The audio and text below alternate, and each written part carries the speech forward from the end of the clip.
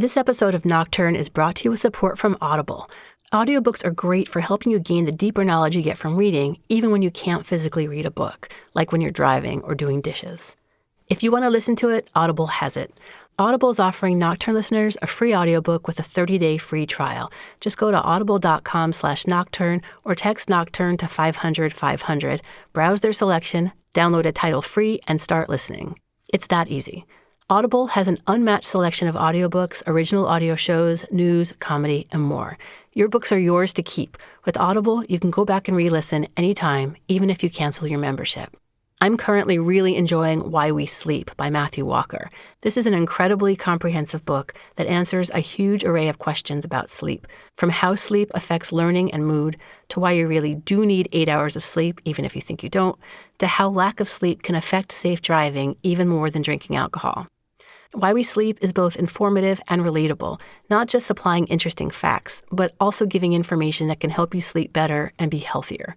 Get a free audiobook with a 30-day free trial at audible.com/nocturne or text Nocturne to 500-500. That's audible.com/nocturne or text Nocturne to 500-500. That's Nocturne with an E.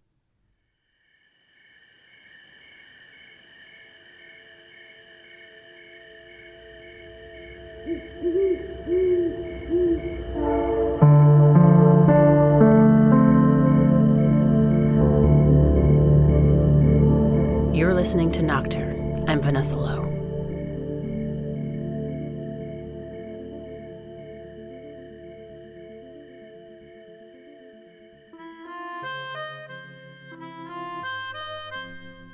One of the things that changes instantly when you have a baby is your relationship to sleep. It usually becomes scarce and precious. For many new parents, nighttime becomes a battlefield in which it's you against your cherished offspring. And seemingly everyone has advice about the right way to win. But most of the advice dies down after the baby, quote-unquote, learns to sleep. Much less talked about is the continuing nighttime struggle between parents and their young kids. Because by the time your child is a year or two old, any competent parent has it under control, right? Kids go to sleep and parents get to have their night. My first thing that I was curious about is, what are your memories as a kid of going to sleep? And how was it? And did you have trouble? Yeah, I don't think anybody's ever asked me that before. I always had a light on in my closet. In your closet? Not a nightlight? To me, that would totally freak me out, because I would think like that makes the monster know exactly how to... I think the closet was the most likely location for the monster to take up residence. So the light kept the monster from occupying the closet. It illuminated the closet and guaranteed that there was no monster in the closet. Because it would be exposed then? Yeah, because monsters need dark, right? Oh. So the light in the closet, you're right, a nightlight would have been much simpler. I remember occasionally waking up in the middle of the night and going into my parents' room because I had a bad dream. I never got to stay in their room. I was always escorted back to my room, which is a far harder line than I take with my own children. That's Adam, father of 2 girls. My name is Adam Mansbach. When Adam's first daughter was a couple of years old, getting her to sleep was something of an ongoing saga. You know, sleeping was not high on her list of priorities. And she was then and is still now like a real smart, real verbal, real sassy kid. But even back then when she was 2.5, it wasn't like disobedience, and she wasn't a kid who like screamed and cried. I think it was just that like the hard drive of her mind would not spin down on command. She spent all day learning all types of shit, and it's like, okay, turn it off, go to sleep. You know, she's like, you kidding me? Like, this is gonna take me a couple hours, you know? So yeah, I would be in her room for sometimes upward of 2 hours trying to put her to sleep. I should also say that her mother put her to bed far more than I did. And there were a lot of nights I tried to get out of it when it was my turn.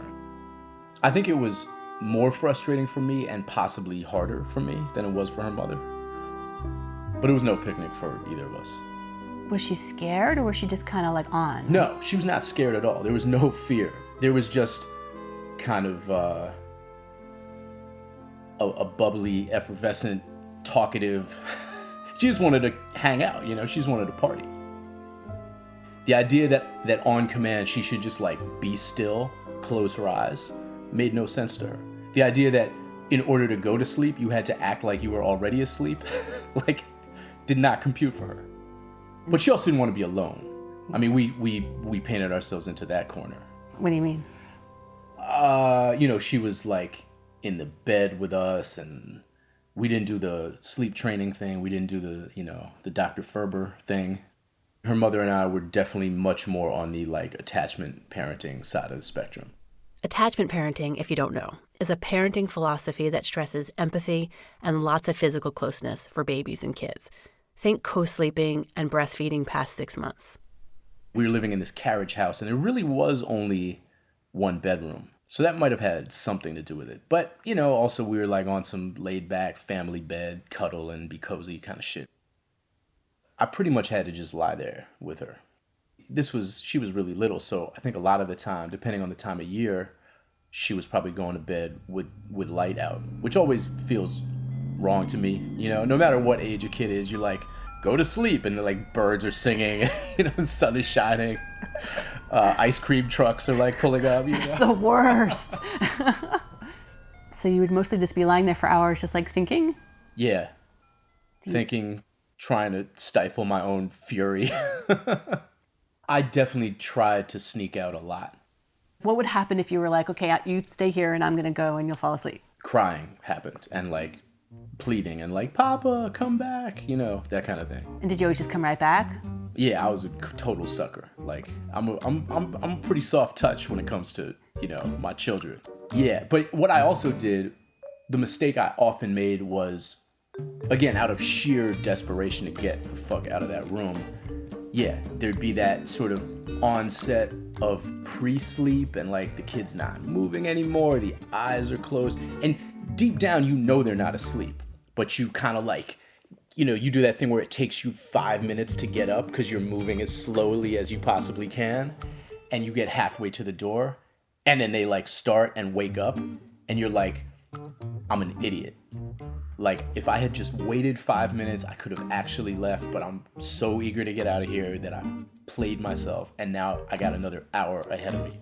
You know, I would check myself by reminding myself that this was a person that I love dearly, and that there are worse things than being in a room with, like, your favorite human being, you know. But that was very ineffective, you know. You can try to tell yourself that shit, but really you're like, God damn it, I gotta get the fuck out of here. The cats nestle close to their kittens. The lambs have laid down with the sheep. You're cozy and warm in your bed, my dear. Please go the fuck to sleep. The windows are dark in the town, child. The whales huddle down in the deep. I'll read you one very last book if you swear you'll go the fuck to sleep. You may remember this pseudo-bedtime story from a while back. Adam is the one who wrote it. And yes, that is Samuel Jackson reading it. While most of us just gripe or cry or silently suffer as we try to get our kids to sleep, Adam wrote 14 rhyming verses, saying out loud what most of us would only think to ourselves. The book is called Go the Fuck to Sleep. I wrote the book when she was 2.5. I didn't have a blueprint, but I also didn't have any sense whether anybody else was going through what I was going through. And as it turns out, neither did anybody else in America, which is why the book, you know, resonated. That's a little bit of an understatement, but more about that later. The idea took form while Adam was hanging around with friends at a week-long summer teaching institute, drinking wine one night and talking about the difficulties he was having putting his daughter to sleep. I joked that I was going to write a kid's book called Go the Fuck to Sleep. When he got home, he threw out something about it on the internet. So I posted something on Facebook to that effect, like, look out for my forthcoming children's book, Go the Fuck to Sleep. It was not met with like a landslide of support or anything. Like, a few people were like, yeah, ha, motherfucker. Nobody thought I was going to really do it. Adam didn't overthink it. He sat down and put pen to paper. I banged out a draft very quickly. It wasn't calculated. It was just, that rare thing where you happen to express a sentiment that hits some kind of bullseye without even trying very hard. It's funny because I'd written a bunch of novels before this, but poetry is kind of like my first love as a writer. The first thing I took seriously as a writer was I wrote rap lyrics. I was an MC, and I did that very seriously for a long time. And rhymes and rhyming and wordplay and meter, I have a real love for that. Once he'd written the bulk of the verses, Adam decided to test it out. And I read it at a family party shortly after, and it was very well received by everybody from my 80-year-old great aunt to kids probably who were too young to hear that level of profanity. When he realized the thing had legs, he set about making it into a book. I called my friend Ricardo to do a couple sample illustrations, and it made its way to my friend Johnny Temple, who's the publisher of Akashic Books, which is an indie based in Brooklyn, that I thought would be, if anybody was going to get this and be willing to do it, it would be Akashic. And I knew that Johnny had a couple small kids who didn't sleep. He had told me stories about, he had kids who only fell asleep in the car. So he'd be driving through 3 boroughs a night. I had another friend whose kid would fall asleep in the car, and she would just drive around the block. And she did it so much that her right side tires wore out a year before her other tires. Johnny, the publisher friend, said he wanted to put out the book, but even then, it wasn't a done deal. It was funny. We went through this phase where he wasn't really sure he should publish it. I wasn't really sure he should publish it. He thought it was funny. I thought it was funny, but we also thought that maybe we were the only ones who would think this was funny. And, they weren't in the business of publishing this kind of book. First of all, because this kind of book didn't exist. This genre wasn't really a thing. But they didn't do illustrated books. They didn't do kids' books. They didn't do fake kids' books. And he was like, okay. But he didn't publish it. And he was like, yeah, I don't know, man. And I was like, I don't know either, man. We might just be shitty parents. We were flummoxed by basic stuff like where in a bookstore would you stock this? Johnny printed out a copy and brought it to Greenlight Books around the corner from his house in Brooklyn and was like, what do you guys think of this? And they were like, we love it. It's hilarious. And he was like, where would it go? Because, we were like, it doesn't go in the kids section. And they were like, we put it in the parenting section. And I remember Johnny called me and was like, Adam, there's a parenting section. Confirming the earlier thesis that maybe we were just bad parents. It turned out that they were not the only ones who thought the book was funny. We send it off to press. It's not supposed to come out until October of 2011. But in April of 2011, I give a reading of it. I had just gotten a PDF of it, the finished PDF. And I had been asked to give a reading at a museum in Philadelphia where I was living at the time. And it was this evening of salon performances, 10-minute performances, and there were a billion of them. And there were probably 200 people there. I read the book and it was well received. It really went over well. There was a lot of laughter. But I didn't really think anything of it. And I woke up the next day and I thought to check the book's Amazon ranking because the book had just gotten an Amazon page, which they, often do many months ahead of publication. I think because I was curious whether it even had a page. And also people at the event had been like, where can I buy the book? And I was like, you can pre-order it on Amazon, maybe, So I guess I figured I should check whether they even could. And lo and behold, I open up the book's Amazon page, and the book is ranked 125th in the category of books. At that point, I was a literary novelist. And, if your book is a 4-figure number, not a 5 or a 6 or a 7-figure number, you're excited. 125 was a number so low that it was absolutely mind-boggling. But 125, clearly something was happening. And by the end of the week, the book was number 1 on Amazon. This book, which did not yet exist, which was not even going to be shipped back from China on the slow boat for another 6 months, pretty much. And then there started to be media, there started to be attention. This book that nobody had ever heard of, from this publisher nobody had ever heard of, from this writer that maybe 20 people had ever heard of, was suddenly sitting pretty at number one and staying there. Adam and his publisher realized that they had to speed up publication of the book. They figured it was having its moment, and they didn't want to miss it.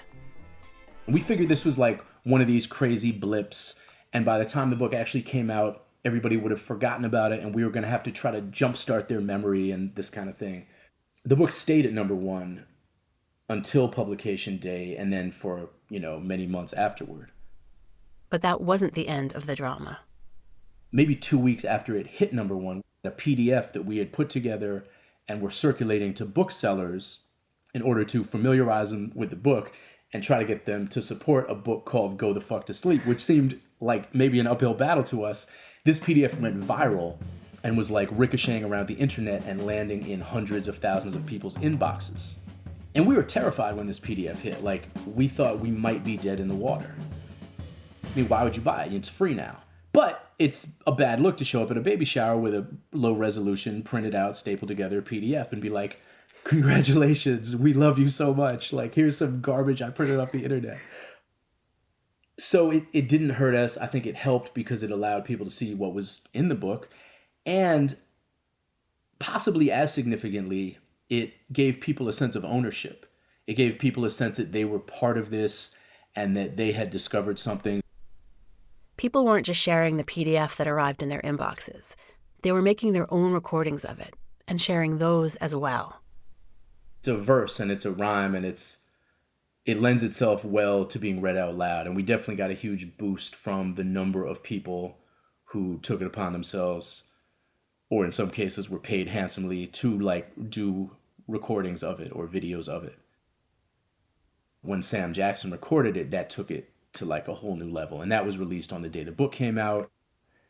And at this point, the list of people who've read it is like a ridiculous one. Jennifer Garner, Gilbert Gottfried, Judah Friedlander, Tandy Newton, Jenna Elfman did a music video of it. He forgot to mention Werner Herzog. The cubs in the lions are snoring.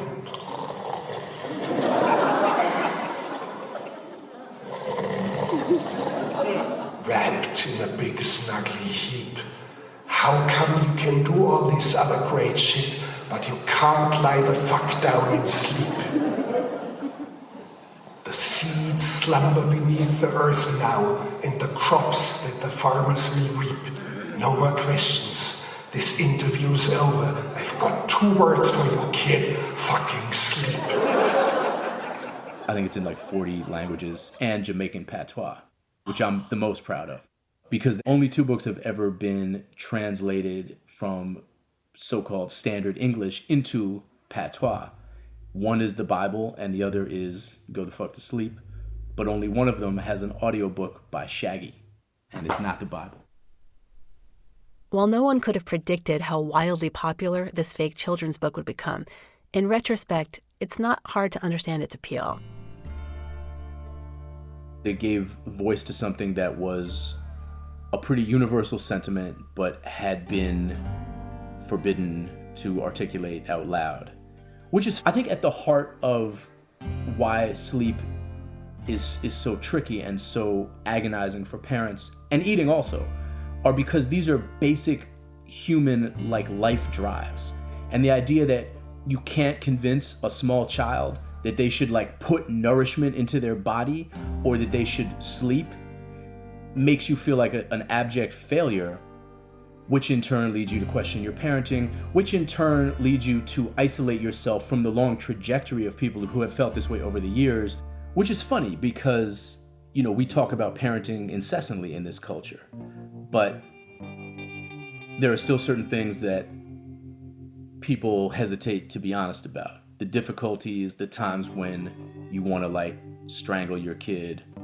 There's a lot of people out there who, I guess, the book gave them a certain kind of permission to speak about it, to own it, a certain kind of catharsis just in reading it and knowing that they were not alone, and knowing that this profanity-laced interior monologue was not something that they had to be embarrassed about, was not something that was unique to them. Case in point. All the kids from daycare are in dreamland. The froggy has made his last leap.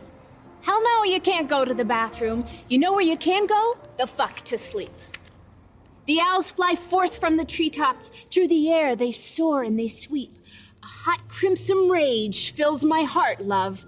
For real, shut the fuck up and sleep. The weird irony of the book is it's sort of about good parenting in a way, because all of this rage is not expressed in any way to the kid. You swallow that and continue like doing your job and being a good parent. I had doctors telling me that they gave it out to their new parent clients who were kind of like flustered and worried and concerned they were doing everything wrong. And, you know, it kind of punctured the bubble of preciousness maybe around parenting on some kind of level. I think it allows you to forgive yourself and forgive your kid and laugh. I mean, I think laughter is a very underrated tactic when it comes to parenting. It's tempting to think that this book, with its public venting of private dark thoughts, would appeal mostly to modern, overthinking parents. I hear from people all the time who are in their 60s, 70s, 80s. I hear from grandparents. I hear from people whose kids are out of the house, and they remember feeling this way. And it's not, I think, unique to some sort of like hipster parent in their 40s or 30s or whatever. I think it's actually much more universal. It's definitely a lot of like, I wish I'd had that book when my kids were young. Of course, a book called Go the Fuck to Sleep has not been without its critics. So it was like, I would never read this book to a child, which, you know, I've never understood like what blend of literacy and illiteracy it would take to mistakenly read the book to a child. Like it says fuck on the cover, you know? There was a group in New Zealand that tried to get the book banned. Their press release, which I have somewhere in this room, like I kept it because I thought it was very funny. It said something like, while this book may be harmless and even amusing in the hands of normal, well-adjusted adults, it could be dangerous in the hands of aggressive, like unstable adults. And I was like, as is literally everything. Adam's written some other humorous books, including one called You Have to Fucking Eat. These days, though, he's mostly back to writing novels and adapting them for TV and film. But it's the irreverent book about kids and sleep that looms above all else. It had the effect of obliterating, in some ways, everything else I'd ever done. You know, I went from a guy who was known, you know, to whatever extent I was known, for like writing serious novels about like race and identity and culture and class, to the guy who wrote Go the Fuck to Sleep. And every time I do something else that for a minute has me getting any attention for any other reason, I'm like, is this a thing? Like, will I no longer be the Go the Fuck to Sleep guy? You know, like I wrote this movie that came out last year, and like for a month it was like I was just the writer of Barry, and then it went away, and I'm like and then I sold a TV show a few months ago based on one of my novels, and when the trades picked it up, it was like, new show from the author of Go the Fuck to Sleep, and it's like, in no way am I complaining. This shit is not a problem. It's just, it's funny to me.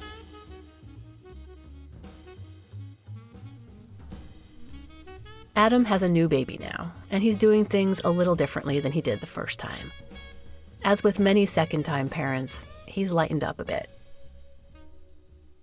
I think kids are ultimately pretty resilient, and as long as they feel safe and secure and loved, they can fucking sleep on their own occasionally. Ultimately, there's no way to do it perfectly. I mean, we're certainly fucking our kids up because that's a time-honored human tradition. The flowers doze low in the meadows, and high on the mountains so steep. My life is a failure. I'm a shitty-ass parent. Stop fucking with me, please, and sleep.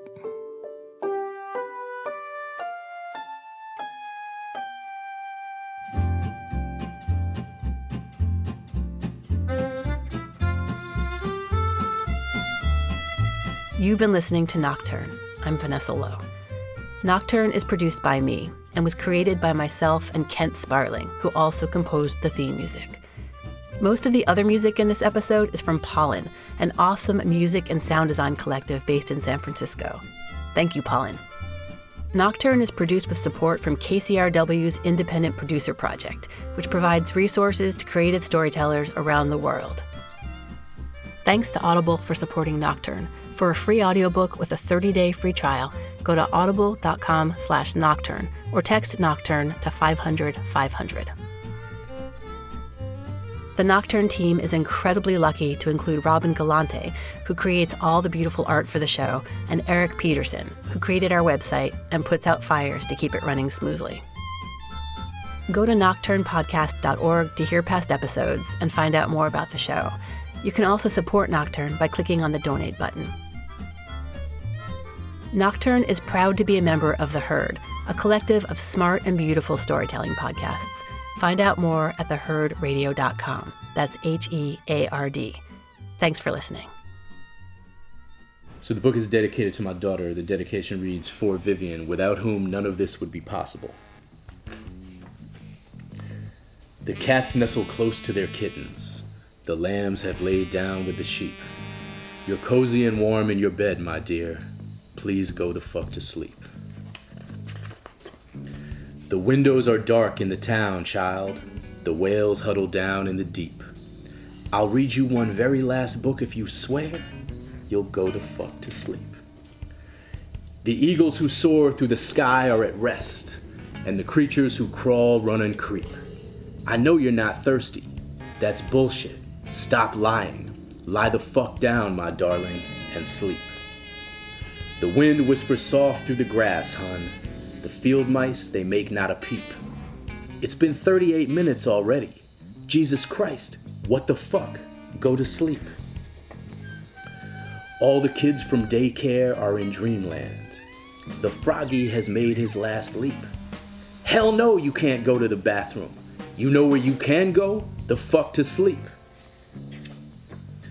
The owls fly forth from the treetops. Through the air they soar and they sweep. A hot crimson rage fills my heart, love. For real, shut the fuck up and sleep. The cubs and the lions are snoring, wrapped in a big snuggly heap. How come you can do all this other great shit, but you can't lie the fuck down and sleep? The seeds slumber beneath the earth now, and the crops that the farmers will reap. No more questions. This interview's over. I've got 2 words for you, kid. Fucking sleep. The tiger reclines in the simmering jungle. The sparrow has silenced her cheep. Fuck your stuffed bear. I'm not getting you shit. Close your eyes. Cut the crap. Sleep. The flowers doze low in the meadows and high on the mountains so steep. My life is a failure. I'm a shitty ass parent. Stop fucking with me, please, and sleep. The giant pangolins of Madagascar are snoozing as I lie here and openly weep. Sure, fine, whatever, I'll bring you some milk. Who the fuck cares? You're not gonna sleep. This room is all I can remember. The furniture crappy and cheap. You win, you escape, you run down the hall as I nod the fuck off and sleep.